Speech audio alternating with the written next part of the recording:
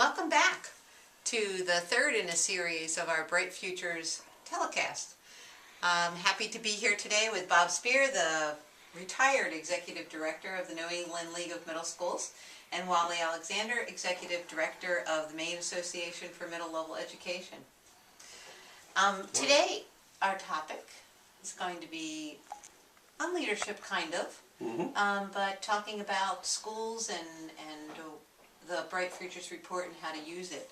So I want you to imagine that I'm a principal and I come to you and I say something like, I've heard about this Bright Futures Report and wondering about some strategies on how to use it in my school to make some changes.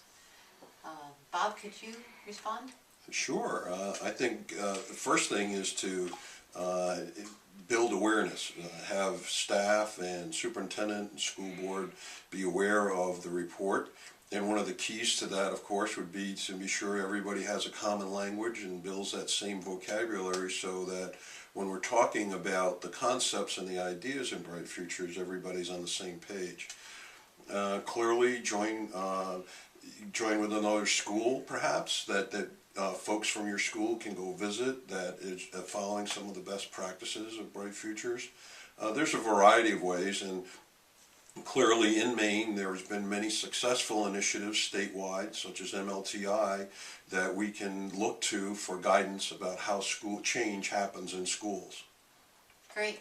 And I would imagine that the partnership, the Bright Futures Partnership, could make some recommendations on schools to visit, people to contact? Absolutely. The partnership is representative of a number of great schools in the state of Maine. They're well connected and certainly can help, as can MAMLE for that matter. And so there's plenty of resources for you. You just need to ask and understand how it might work in your school. Great. Thank you. Wally? Yeah, one of the comments that we hear when we talk to school leaders about Bright Futures is that the last thing they need is another initiative to try to implement. And it's often looked at as another isolated thing that needs to be done. But what we recommend is that you look at it differently and look at Bright Futures as your overriding umbrella that will help organize all these other initiatives. So it doesn't become another add-on. It just becomes a mental framework that you can use to organize what's going on in your school.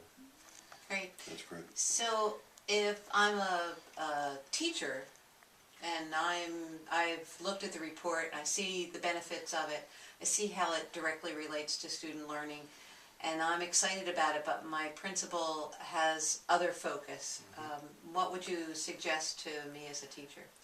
Well, one pretty simple thing that you could do is you could have conversations with colleagues, find some allies, find those people who have a common philosophy and beliefs, and maybe in a united front you could bring your ideas and your issues to your building administrator, and maybe have a little more effect that way.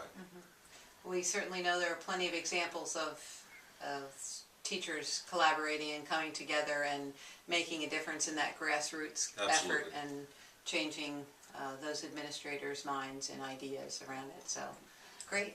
Absolutely. Something else you'd like to add? Well, I just think, too, again, have the confidence that Bright Futures is based on quality research and best practice, and that it will work. If implemented with fidelity, it will work. And so teachers can feel very comfortable that embracing instruction and curriculum and other aspects of the Bright Futures report will bring the results that they can bring to their leadership, because it will happen.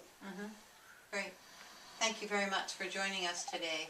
And just want to add that we do have the report online and we have posters available, so certainly contact us and we will provide those to you. And thank you so much for joining us today.